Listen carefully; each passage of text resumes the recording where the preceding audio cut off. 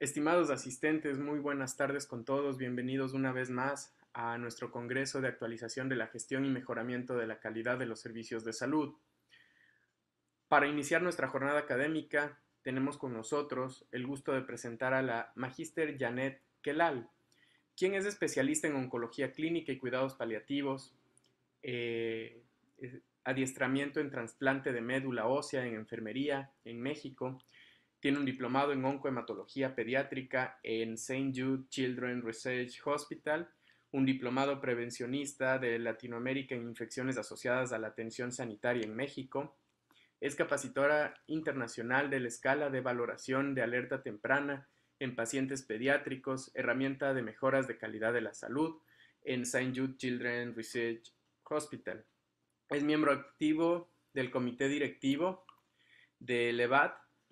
Es supervisora de pediatría del Hospital Solca, núcleo de Quito, y es coordinadora académica de la UniAndes. La Magíster Kelal va a intervenir con el tema actuación de enfermería en la prevención de infecciones asociadas a los catéteres intravasculares. Estimada Magíster, muy buenas tardes. En este momento usted puede compartir su pantalla y activar su micrófono para Muy iniciar. amable, buenas tardes. Muy amable, buenas tardes. Bueno, pues gracias por la invitación y estamos aquí para compartir un poquito de conocimientos con respecto a la experiencia que tenemos en el manejo de estos dispositivos. Procedo a compartir pantalla. Bueno, ahí lo ven, ¿verdad? Así es, tenemos visual de su pantalla y también lo escuchamos perfecto. Con esto podemos iniciar. Muchísimas gracias. Bueno, vamos a hablar en primera instancia de unas generalidades. Infecciones asociadas a la atención de salud, mayor en niños que en adultos, y eso es un dato súper importante y que tenemos que tener en cuenta. El 34% en menores de 2 meses se detalla las infecciones. En Estados Unidos, según datos de la NIOSH, la incidencia media de infecciones asociadas a catéteres, como la bacteremia asociada a catéter venoso central, en las UCIs es del 2.9% de bacteremias por 1000 días catéteres en el 2007. Y 80,000 infecciones relacionadas a catéteres. Entonces, estos datos pues sí nos tienen que alarmar un poco con respecto a qué podemos nosotros ocasionar, ¿verdad? Incremento marcado de la instancia hospitalaria y su costo. En Estados Unidos el costo se estima entre $11,971 y $39,219 por un episodio. En Latinoamérica es $1,100, pensando de que nuestros países pues son países en vías de desarrollo. La letalidad que oscila es entre el 3 y el 12%, aumentando hasta un 25 y 29% si están causadas por bacteremias gram negativas u hongos. Dentro de los accesos vasculares segundos, pues dentro de sus clasificaciones tenemos primero por posición de la punta de catéteres, los periféricos centrales, por el tiempo de vida, sea esta de corta, mediana o larga duración, pues ahora tenemos al alcance en el mercado pues muchos de estos dispositivos. Y por la técnica de inserción, pueden ser tunelizados, no tunelizados o totalmente implantados.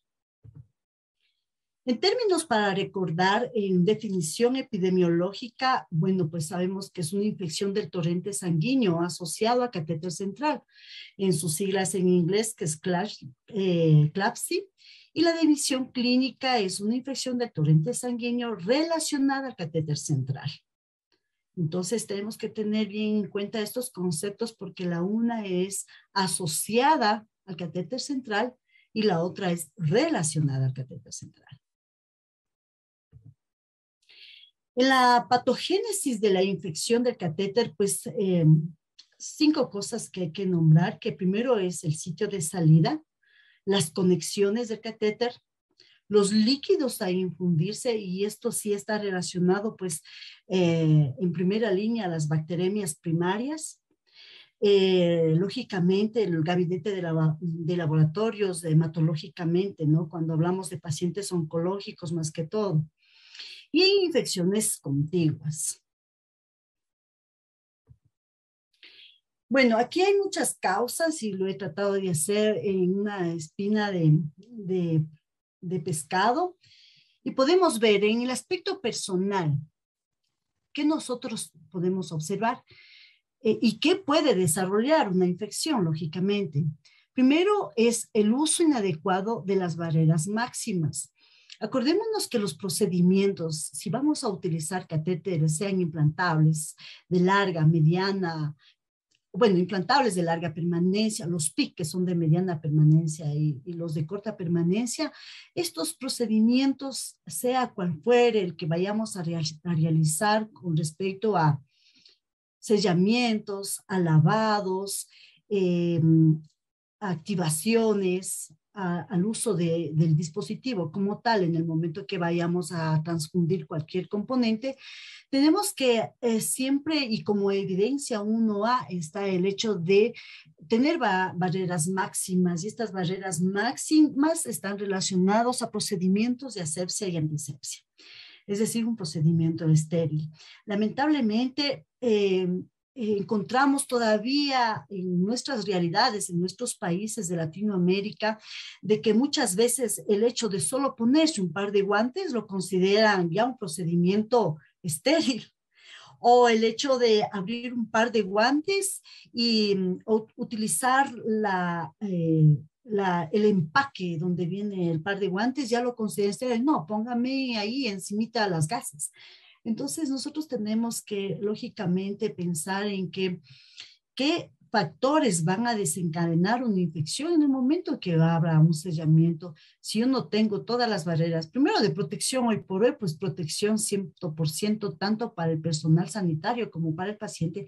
Y segundo, hasta dónde nuestro accionar va a producir una infección. Bueno, la falta de monitoreo diario de los catéteres y de la necesidad de cambios de apósitos. La gasa hoy por hoy pues no es la mejor forma de hacer sellamientos porque la gasa está relacionada a infecciones. Hoy el mercado pues nos proporciona apósitos transparentes en donde me permitan a mí ver pues un sitio de inserción. La falta de adherencias a prácticas de higiene de manos antes de acceder a un acceso venoso. Ahora, hoy por hoy es un gold estándar, es una regla de oro a nivel mundial comprobado por la Organización Mundial de la Salud que el lavado de manos disminuye en las áreas hospitalarias, pero claro que sí. Y que nos da tanta facilidad. Hay programas incluso que nosotros nos podemos bajar a nuestras tablets, a nuestras computadoras y hacer observaciones de campo y nos facilita mucho el trabajo, ¿no? Cuando hablamos en una comisión de infectología más que todo, o cuando el personal lógicamente se empodera de esas acciones. Como yo decía, el hecho de no pegarse a una normativa, pues tiene mucha injerencia en posteriores alteraciones o dificultades que va a presentar un paciente. Y higiene de manos, pues nosotros ya eso tendríamos que tomarlo como algo mecánico, que se lo hace, pero que lamentablemente no lo vemos, o muchas veces lo relacionamos solo el hecho de meter las manos al agua y se acabó, y no respetamos tiempos, no respetamos momentos, entonces no estamos haciendo nada con respecto a eso. La higiene de manos siempre va a estar relacionado a una buena técnica en tiempos y en el proceso como tal, que son respetar los momentos de higiene de manos. La falta de personal capacitado para la inserción, cuando nosotros vayamos a insertar un PIC, por ejemplo. Entonces, ese personal tiene que estar capacitado. Y hoy por hoy, pues, una de las mejores normativas que debe haber en los hospitales son la clínica de catéteres, en donde hay un personal capacitado y que sea parte del grupo en que nos facilite justamente el manejo de estos dispositivos. y las prácticas inconsistentes por falta de personal.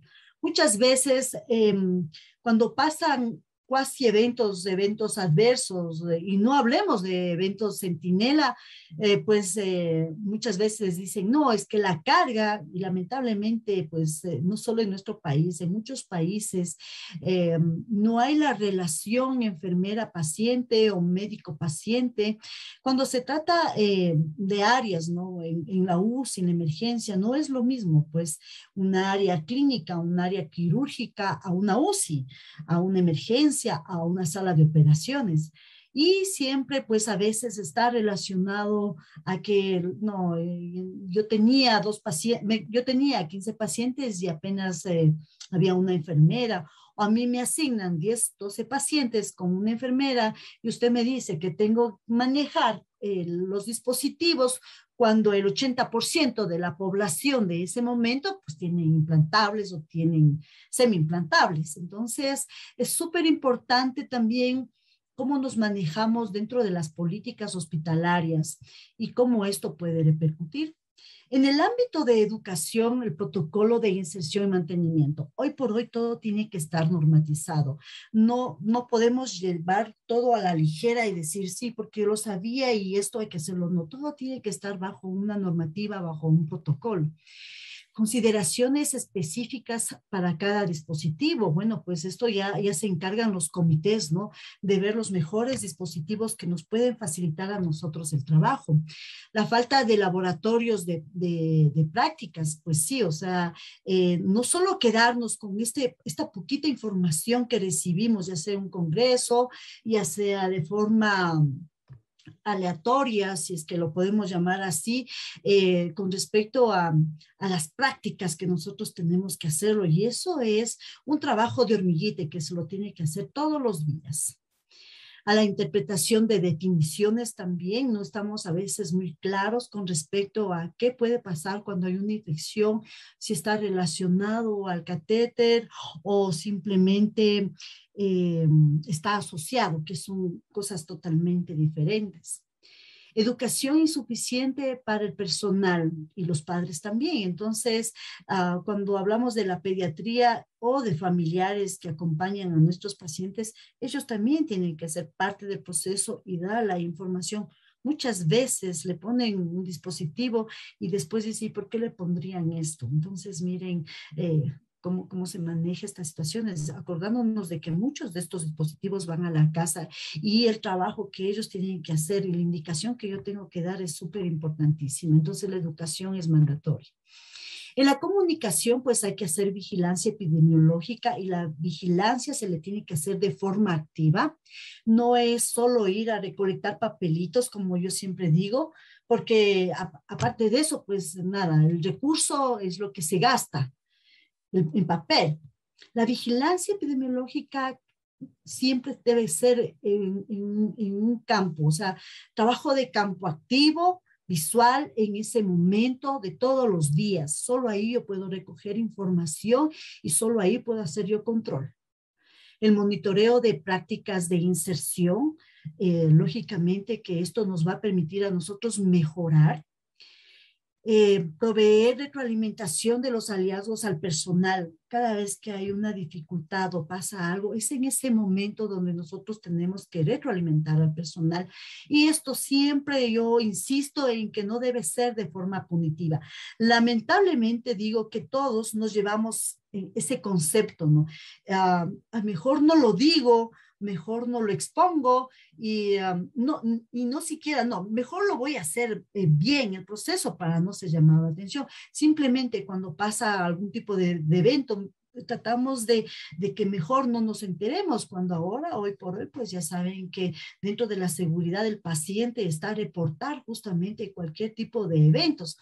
Entonces, ahí es cuando nosotros tenemos que llegar. Esto nos va a ayudar a mejorar el proceso como tal.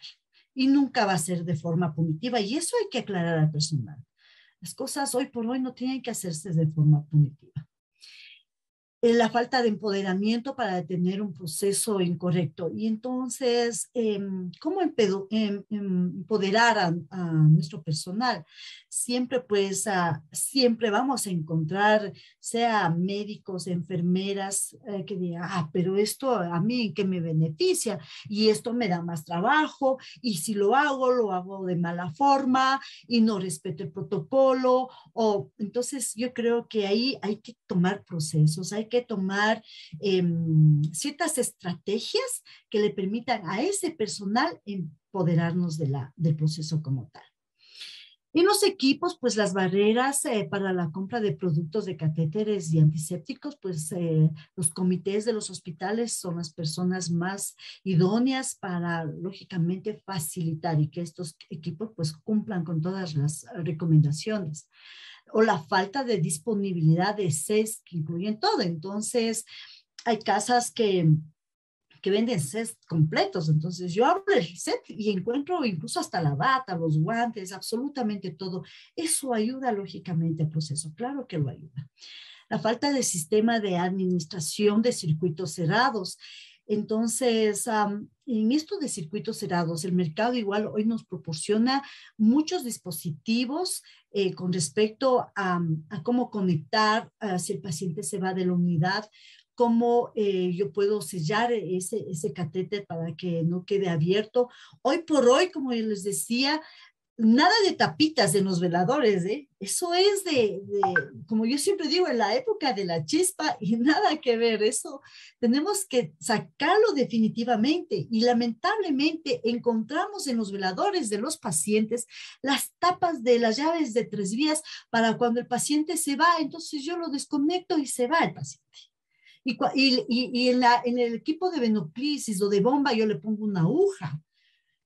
Lo más incorrecto es eso, y eso está relacionado lógicamente a infecciones. Es por eso que hoy por hoy, por favor, si alguien todavía maneja eso, eso lo tenemos que eliminar, erradicar. Eso no va más porque eso es un factor para contaminar el catéter. ¿Sí? En el mercado nos proporcionan muchos dispositivos que nos permiten mantener circuitos cerrados. Y la falta de set, lógicamente, para el mantenimiento de estos dispositivos. En la documentación es la falta de fechas de inserción. Cuando yo como enfermera tengo que hacerme responsable de cómo está, lógicamente, quién lo activó, cómo lo activó, qué aguja utilizó, la hora, la fecha, nombres completos, el número de aguja que incluso estoy utilizando, eso es hacer bien el proceso. Y a la persona que hacemos observación de campo nos ayuda a manejar nuestro checklist, nuestro cardex o nuestra bitácora para nosotros saber exactamente por quién fue cambiado, quién lo rotó, cómo lo rotó, si está bien sellado ese catéter y lógicamente si está mal, yo puedo identificar claramente a la persona quien lo hizo. Ya les digo, no con el afán de ser un proceso punitivo, simplemente para mejorar el proceso. Yo ya tengo mejor comunicación que con el personal y tratar de mediar este tipo de eventos. La falta de un registro para el seguimiento de los pacientes. Muchas veces cuando se tiene la oportunidad de ir a hospitales y hablar sobre el tema, dicen, no, a mí no se me infectan los catéteres, a mí me va de maravilla, a mí no se me tapan los catéteres. Entonces yo de primera instancia les pregunto, listo, si es así, indíquenme en sus tazas. Me indican sus tazas, por favor. Y no, ¿saben qué? Las tazas como que están un poco atrasadas. Listo, entonces indíquenme cuál es su trabajo de campo. Entonces, no podemos asumir que porque no se me tapa un catéter, yo tengo el 100% que no se me taparon catéteres, que no es así. Esa no es nuestra realidad. La falta de documentación de cambio de apósitos, lógicamente, cuando no está bien identificado el cambio. La ausencia de una nota médica de enfermería para evaluar el retiro. Entonces, enfermería tiene que empoderarse y poner sus notas de forma clara, precisa, sencilla, sin abreviaturas, lo que está pasando con ese catéter. En cada cambio de turno, y de lo contrario, si yo tengo algún problema de que el paciente es trombocitopénico, yo tengo que estar valorando. Incluso yo tengo que estar tomando una foto para ver cómo va evolucionando, si tengo o no que hacer un compresivo, ¿sí? Entonces, el trabajo ahí siempre va a ser muy dinámico y como siempre digo, pues los buenos resultados es ese trabajo de hormiguita que hacemos todos los días. En las políticas y listas, pues la falta posiblemente de equipos para una buena inserción, lo mismo la falta de estos equipos para dar un mantenimiento, para la falta o compromiso de la institución o compromiso del área o compromiso del personal para llevar bien una estrategia para la observación de higiene de manos. La ausencia de listados de verificación, siempre hay un checklist. Hoy por hoy la moda son manejo de bundles. Entonces el bundle que sale de un protocolo establecido de cualquier tipo de dispositivo, de estos catéteres, tiene que estar ahí. ¿Cómo lo hago todos los días? ¿Cómo le reviso? Si cambio apósitos, si cambio agujas, si cambio curación. O sea, todo eso tiene que estar escrito. Y la falta de un consenso para cambios de administración. Sí, todo esto, pues llegamos a la cabecita del pescado y eso está relacionado lógicamente a infecciones del torrente sanguíneo asociados a catéteres, ¿sí? Vasculares. Y aquí está lo que es higiene de mano, los 5 momentos, ya saben, pues solo para recordarles, los 2 antes es para protección del paciente y los 3 después es para protección del personal sanitario, quien atiende a estos pacientes. Lo que podemos nosotros producir o qué daños podemos hacer, pues ya saben, infecciones locales o infecciones sistémicas. Así de simple, cuando nosotros no llevamos los procesos de forma correcta. Y uno de estos procesos, higiene de manos, hoy por hoy una regla de oro mundial.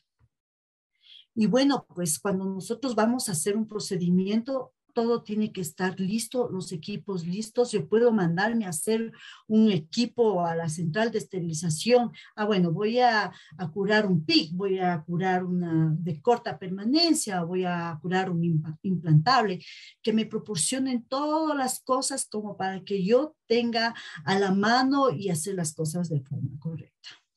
Bueno, aquí son unas fotos de un paciente con un excelente implantable, la técnica correcta de cómo sujetar, especialmente para pacientes pediátricos. Muchas personas, muchos colegas suelen pues vestir al paciente de diferente forma. Eso posiblemente nos vamos a sesgar a que posiblemente si yo no manejo bien los campos, si no tengo la estrategia correcta, podemos ocasionar daños por ejemplo, si yo no le sujeto bien al tambor de un catéter implantable y canalizo mal, no me voy en ángulo de 90, me voy en ángulo de 45, no llego al mero centro del catéter, no toco fondo. Entonces, esas son cosas pues que estos tips, diría yo, nos permite de mejor forma llegar a hacer lo que queremos hacer. Bueno, pues ahí estamos hablando de las salinizaciones, de sellamientos. Antes sellábamos con aguja, siempre decíamos, especialmente en pacientes pues que están súper delgados, ¿no? Y que muchas veces la aguja queda flotando. Entonces nosotros el ponchito de la gasa. Hoy por hoy nada que ver. La gasa está demostrado que la gasa si permanece más tiempo es un factor de contaminación. Hoy el mercado nos brinda pues apósitos transparentes, que es lo ideal, porque yo para visualizar, yo tengo que ver la aguja, tengo que ver el sitio de inserción para yo lógicamente identificar cualquier anomalía que esté pasando en ese catéter. Y el mercado, pues como les digo, nos proporciona buenos materiales, ¿no? Este material que es un apósito transparente con una almohadilla de clorexidina. En resumen, pues para las prácticas básicas y como estrategias especiales hay un antes, un durante y un después, ¿no? considerándoles como infecciones altas, moderadas o bajas. El antes, pues minimizar la colocación, que sería lo ideal, pero bueno, pues la condición del paciente que tenemos, pues las enfermeras somos las que nos empoderamos y decimos al médico, por favor, doctor, ayúdeme con estos cambios o ayúdeme que esta paciente no tiene ya buenas vías periféricas como para acceder por quimioterapia. Entonces, somos nosotros pues quienes recomendamos, ¿verdad? La educación, como les decía, el baño seco con clorhexidina. ¿A qué se trata? ¿A qué se refiere esto? Cuando nosotros hacemos la antisepsia con cualquier tipo de antimicrobiano, nosotros tenemos que dejar actuar. Y eso, quien nos dice, la casa farmacéutica, la que tenemos en ese momento, tenemos que leer nosotros las fichas técnicas de cada uno de estos de estos desinfectantes, de estos antimicrobianos y todo lo demás. El durante es la adherencia a las prácticas, lógicamente, realizar higiene de manos, un set en donde todo incluya.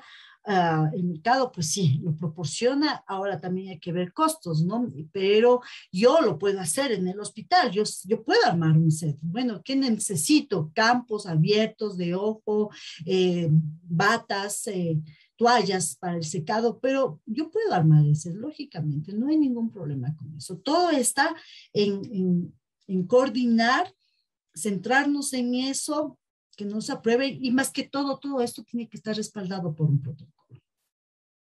Cuando lo ponemos durante, cuando se le está poniendo, por ejemplo, el uso del ultrasonido, el uso de las barreras máximas, el uso de la clorhexidina con alcohol para la preparación de la piel, lógicamente, el después la relación de enfermera-paciente, limpieza del sitio de entrada, retiro de catéteres, cambios de apósitos, cuidados con clorhexidina, cambios en los sets de administración, uso de ungüentos, hemodiálisis o vigilancia epidemiológica. Eso, lógicamente, que va a estar ya a través y trabajo en conjunto con la infectóloga del servicio. Criterios de diagnóstico, pues aquí estamos como ciertas recomendaciones, es como cómo obtener muestras previo al inicio de una antibiótico-terapia, un equipo de flebotomía recomendado para la toma de muestras. Ahora, cuando depende de la experiencia de cada hospital, somos las enfermeras que tienen la capacitación para tomar muestras de cultivo. Entonces, cuando se va a tomar muestras de cultivo, pues los hacemos las enfermeras, ¿no? Las responsables de ese paciente. Yo siempre digo, ese es mi paciente y ese es mi catéter y lo voy a cuidar como que fuera de mi propiedad.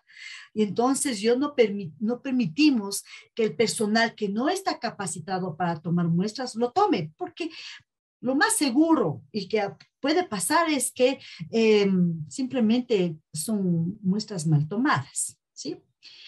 El preparado cuidadoso de la piel, sea cual sea el que nosotros utilicemos, las muestras de catéteres, limpiar las conexiones con alcohol, con tintura de yodo, con clorhexidina, las muestras sanguíneas pareadas, ¿no? En sospecha de, lógicamente, de infecciones asociadas al catéter antes del inicio de una terapia antibiótica, marcar las botellas para identificar el sitio de toma. Hoy las botellas tienen que ir bien identificadas, incluso de qué color de lumen lo estoy tomando.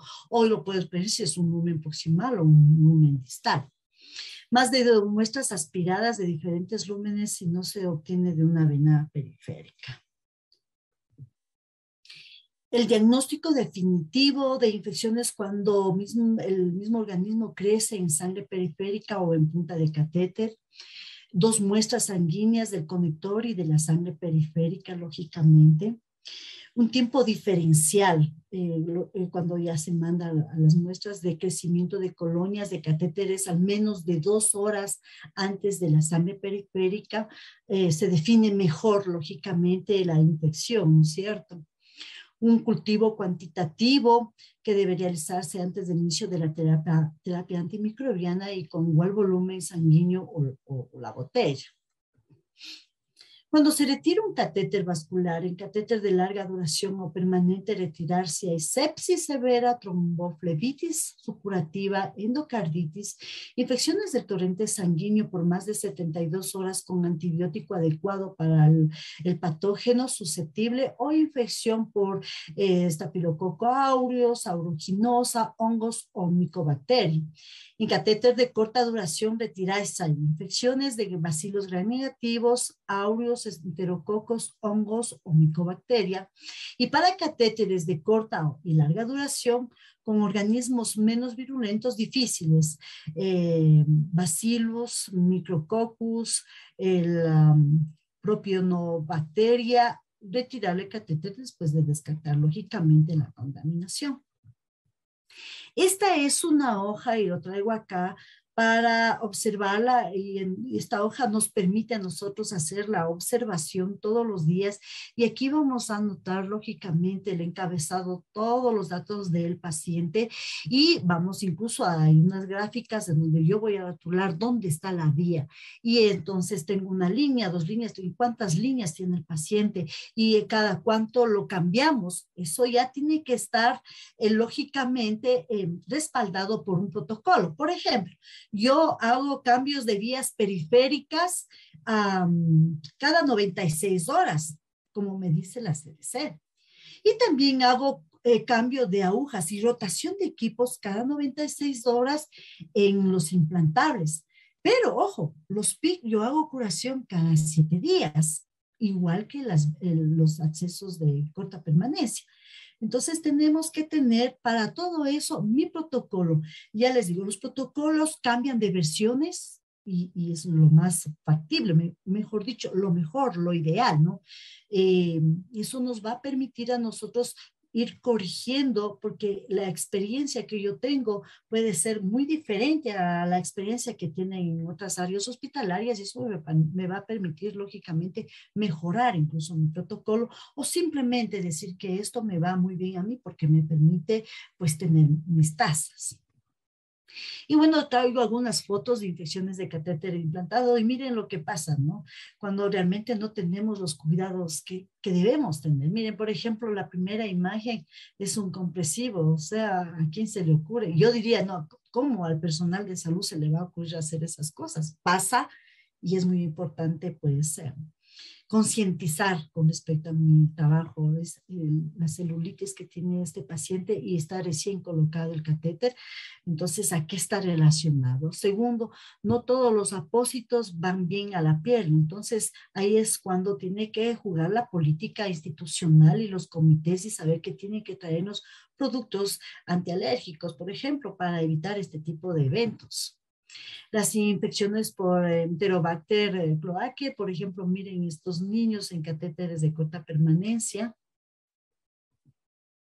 Infecciones de corta permanencia, igual, este niño lo tenía en el cuello y entonces ahí está la leche y todo, miren todo lo que conlleva eso, por favor. Entonces tenemos que ser, pues, hacer nuestro trabajo bien. No es posible que estas cosas pasen.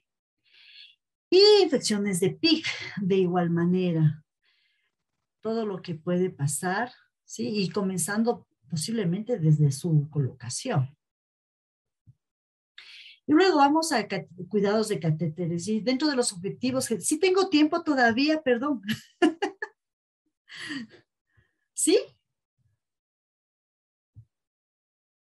Buenas.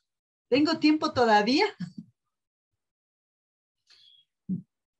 Bueno, dentro de los objetivos generales vamos a estandarizar protocolos, ¿sí? Conocer el manejo, mantenimiento y sus complicaciones.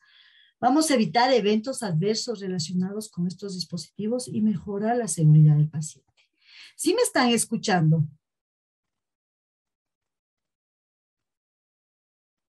Buenas, hola. Sí, Lisa, la estamos escuchando. No se Ay, ya, preocupe. gracias. Pensé que estaba hablando sol. No, no, no, la estamos escuchando. Los participantes las preguntas solo las pueden hacer vía chat. Ay, ya, perfecto, gracias. Oh, pero todavía tengo tiempo, ¿verdad? Sí, no se preocupe. Ok, gracias. Listo. Vamos a favorecer la comodidad del paciente, así como su calidad de vida, educación a paciente y familiar.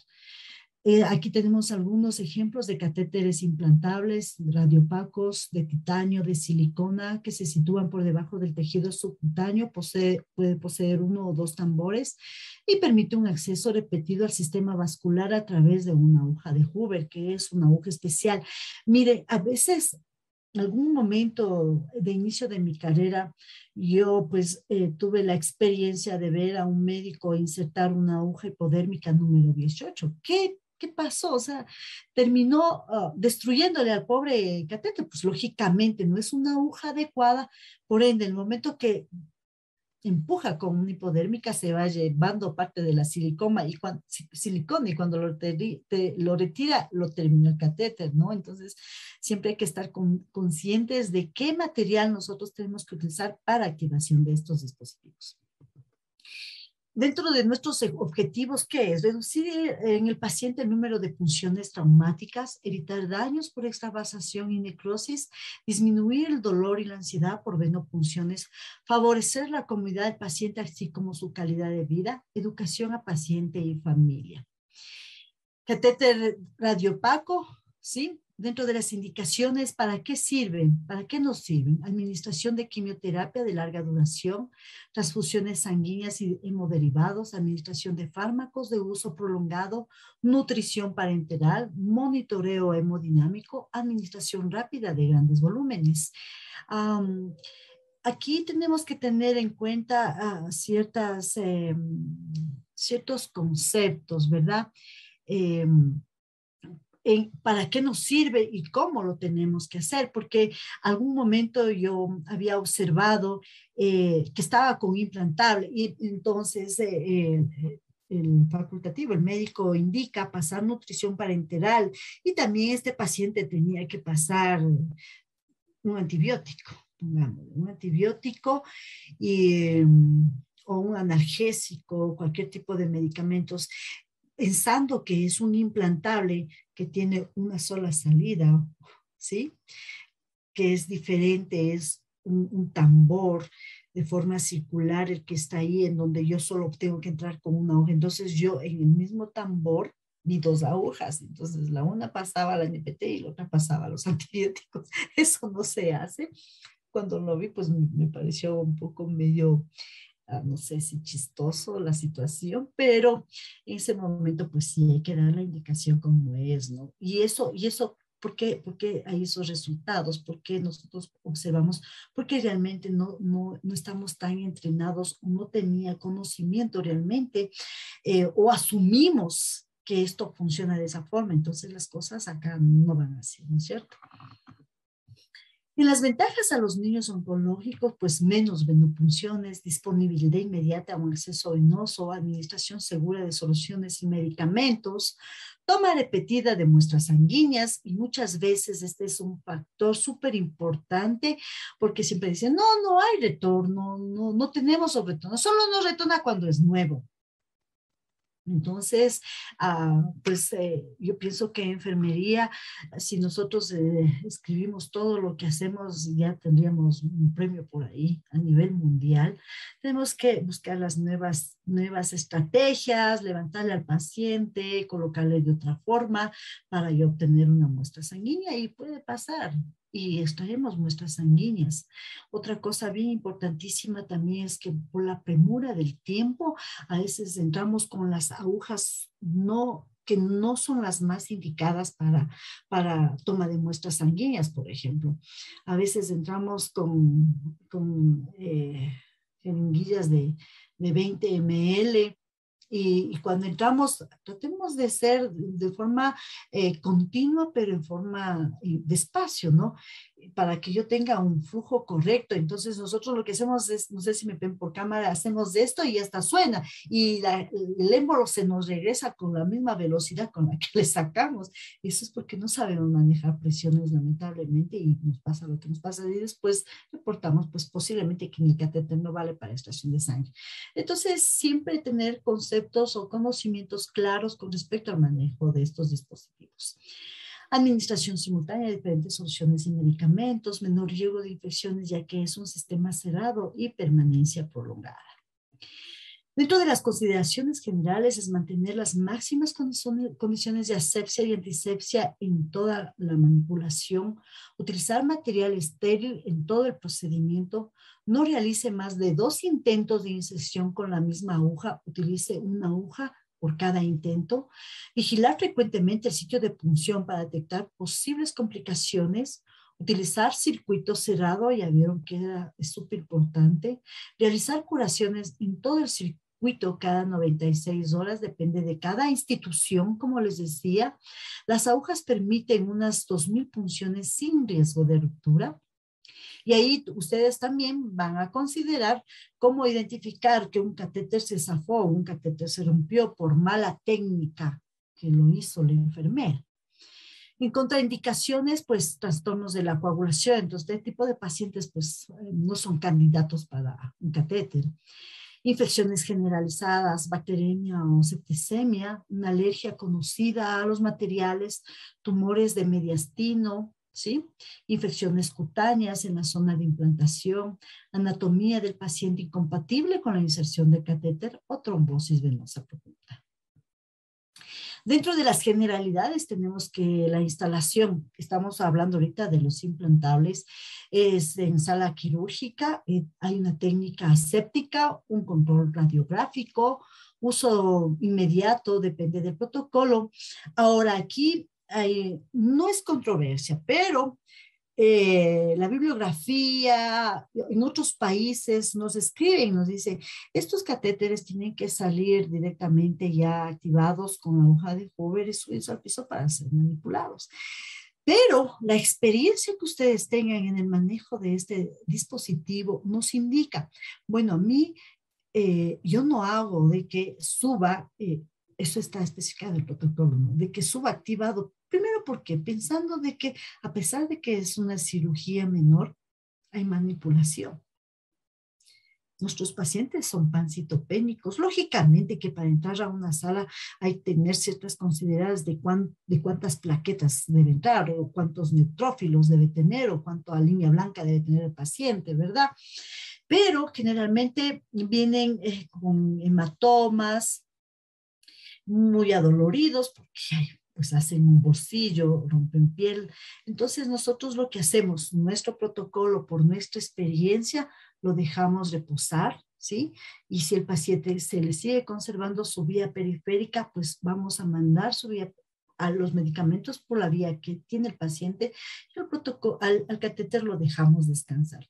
Luego, dependiendo de cómo vaya evolucionando y respetando mi protocolo que dice a las 72 horas o 96 horas después de colocado, yo puedo abrir el sellamiento. Entonces, mis tasas son 0. ¿Sí? Pero con respecto a cuando suben activados, a veces produce una dehiscencia, es mucho dolor lo que manifiesta que no, ni siquiera quieren que lo sellemos con el apósito, pero bueno, esas son consideraciones que ustedes los tienen que tomar, ¿sí? Entonces el catéter sí puede subir activado ya para la sala. Y solo debe ser manipulado por personal capacitado. Como yo les dije, las muestras, los cultivos lo hacemos nosotros, personal capacitado, enfermeras. El médico tampoco, pues, porque si el médico no está capacitado, tampoco tiene por qué toparlo, ¿sí? A no ser que el personal médico sea capacitado. Pero somos las enfermeras las que manejamos este tipo de dispositivos. Nosotros somos las dueñas y conocedoras de estos dispositivos, ¿ok? Dentro de los cuidados, pues el manejo con técnica estéril en todo momento. No solo ponerme guantes implica que yo estoy vestido de la mejor forma, no es así. Tenemos que eliminar esos conceptos de nuestra mente, no pensar que la funda de papel en donde me traen los guantes es un campo estéril. No, eso no es real. Esos son factores para contaminar a nuestros pacientes. El cambio de aguja y curación cada 96 horas con el apósito, si está mojado o sucio, pues despegado, igual lo vamos a cambiar las veces que sean necesarias.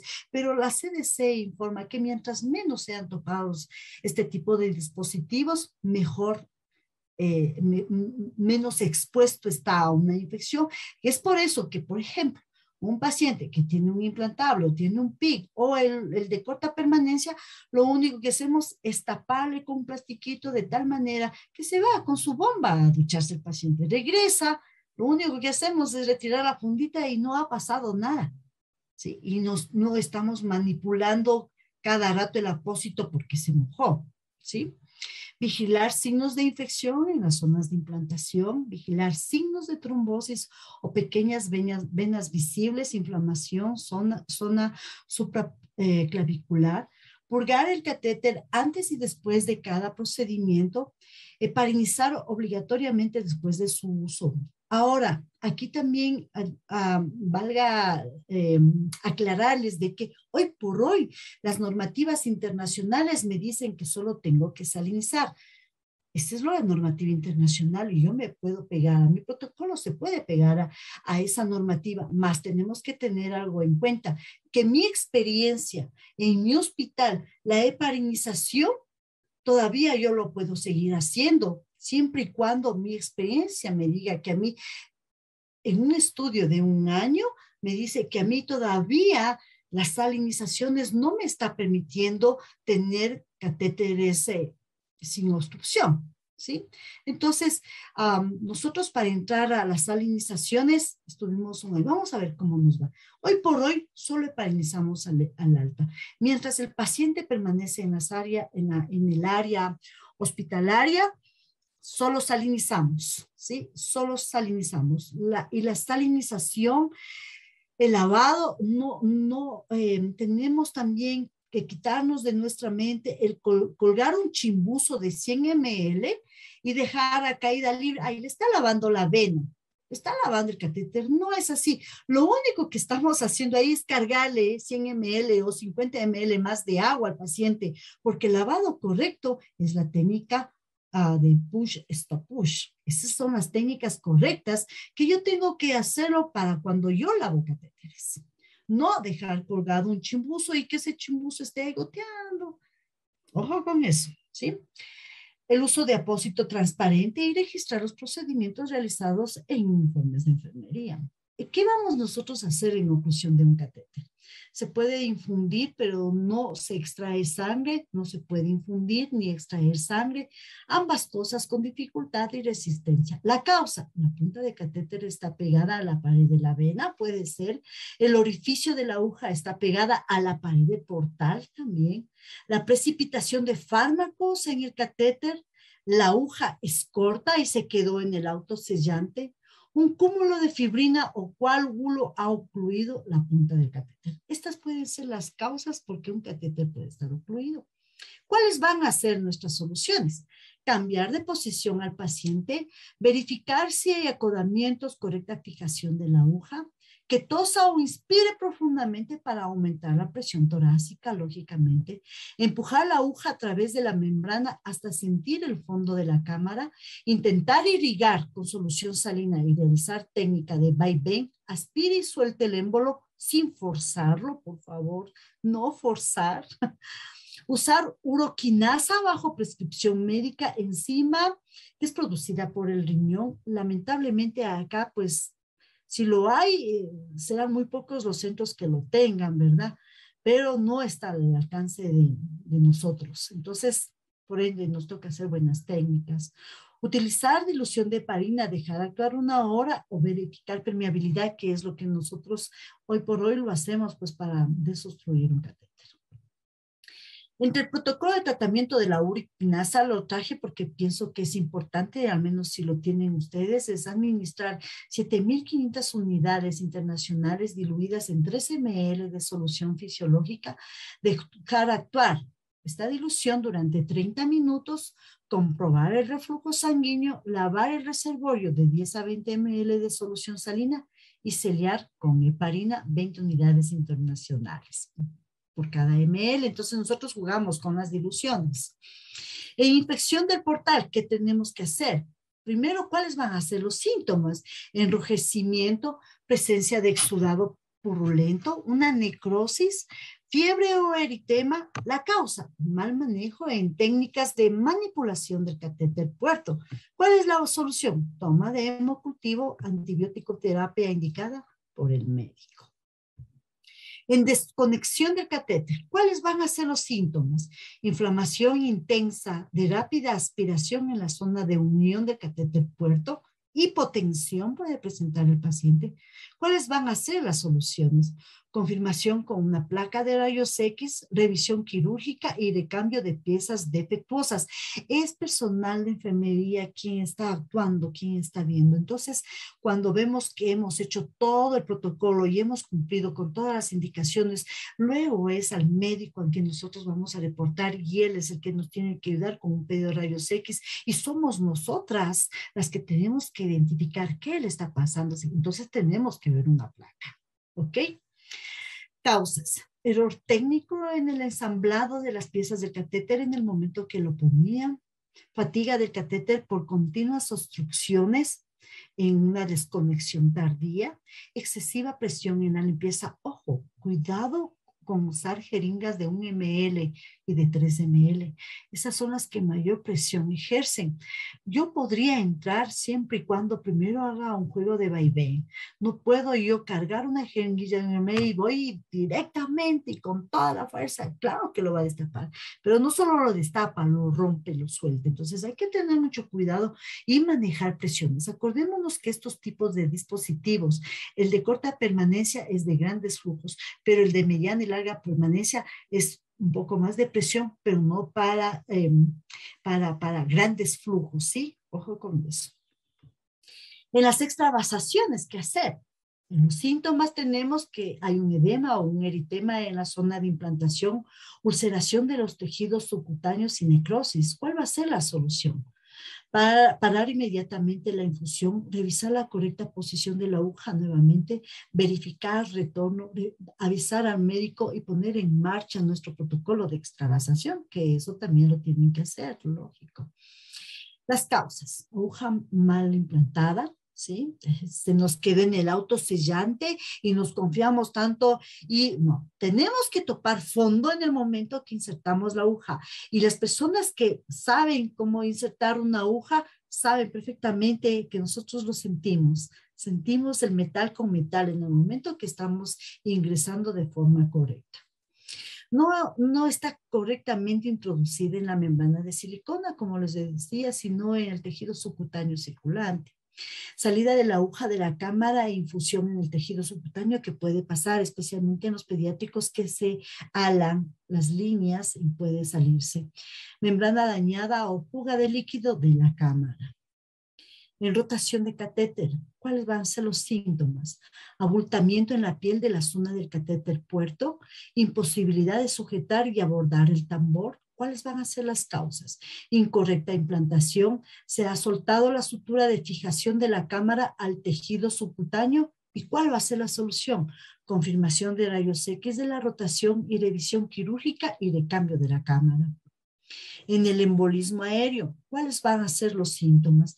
Insuficiencia respiratoria, taquicardia, alteración del estado mental. Las causas es entrada de aire en el reservorio. Hoy, gracias a Dios, digo yo, estos nuevos microgoteros, cuando ya se termina, automáticamente se baja una valvulita y lo sella, para que no pase aire. Y las bombas de infusión, lógicamente, que nos ayudan bastantísimo. Las alarmas nos dicen ya se terminó la solución y no permite que pase aire. Solución, pinzar el sistema donde entre el aire, haya la entrada de aire. Perdón. Colocar al paciente sobre el lado izquierdo con los pies elevados, administrar oxígeno y avisar al facultativo inmediatamente. En el embolismo del catéter, acortamiento de la respiración y palpitaciones, que es lo que va a presentar el paciente. ¿Cuáles van a ser sus causas?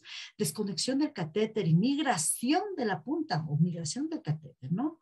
La resolución es colocar al paciente al lado izquierdo con los pies elevados, preoperatorio para extraer el catéter y rescatar el catéter mediante cateterismo. Miren lo que puede pasar. Las medidas de prevención es capacitación al personal para el manejo. Solo personal capacitado tiene la facultad de manejar estos dispositivos. Uso correcto del antiséptico, protección del sitio de inserción con el apósito estéril, cambio del circuito cada 96, pero si ustedes dicen, no, cada 96 es mucho, yo lo hago cada 7 días, perfecto, no hay ningún problema, siempre y cuando hay un protocolo en donde me lo esté indicando. Y eso va a hacer también, tiene que hacer una comparación en la línea de tiempo dentro de su mismo servicio, el antes y el después y cómo les está yendo, porque eso es lo importante, no solo implantar, no, la licenciada Aquelar nos dio algo que nos pareció interesante, no, porque va a ser en base a su experiencia, ¿sí? En caso de tratamientos intravenosos intermitentes, salinizar con 5 ml o 10 ml también puede ser. Salinizar al término de cada ciclo de quimioterapia, transfusión, nutrición parenteral o cuantas veces sea necesario. Las recomendaciones dicen que hay que salinizarlo, o sea, la vale antes y después de antibióticos, quimioterapia, transfusiones sanguíneas, heparinizar al alta. Mi protocolo, pero si a ustedes les va perfecto con salinizaciones y esa es la normativa internacional, perfecto, no hay ningún problema. Desinfección de las puertas de entradas antes de acceder a los sistemas de infusión, manipulación con técnica séptica, lavado de manos y uso de guantes. Desinfección de conexiones con alcohol puede ser al 70 o 72%. Variar sitios de punción, porque ayuda a preservar lógicamente la piel. Una fístula cutánea puede ocurrir cuando la piel se ha perforado en el mismo sitio con demasiada frecuencia, ojo con eso, o cuando la aguja se ha dejado en un lugar por más de 7 días consecutivos. Entonces, si mi protocolo lo voy a hacer con cambio cada 7 días, yo tengo que tener mayor observación, mucho más seguimiento en esos dispositivos, ¿sí? Porque ese dispositivo va a estar inmerso posiblemente por tantos días a que se infecte. Y vamos, todavía tengo tiempo. No, ya estamos Bueno, con pues el límite del tiempo, sí. listo. Entonces, en la instalación, solo para cortar ahí, en la instalación del PIC es las mismas técnicas, la diferencia es solo el uso y rotación de la aguja, pero todo lo demás es igual, ¿sí? Con las mismas normas de asepsia y antisepsia. La única aclaración en PIC es que PIC sí se viene activado inmediatamente e inmediatamente entra al uso. ¿Ok? Listo, pues muchísimas gracias. No sé si hay preguntas o todo está claro. Aparentemente todo quedó claro porque no tenemos preguntas al momento, Milice. Muchísimas Bueno, gracias por su tiempo y por el conocimiento que nos ha brindado. listo, pues espero les haya gustado y pongan en práctica las cosas que no estamos haciendo bien, que hay que retirar las cosas que realmente nos pueden causar daño y producir infecciones en nuestros pacientes. Muy Y bien, muchísimas muchísimas gracias gracias por la por la invitación. conferencia y como le dije, por el tiempo y el conocimiento impartido para este congreso. Muy amable, gracias.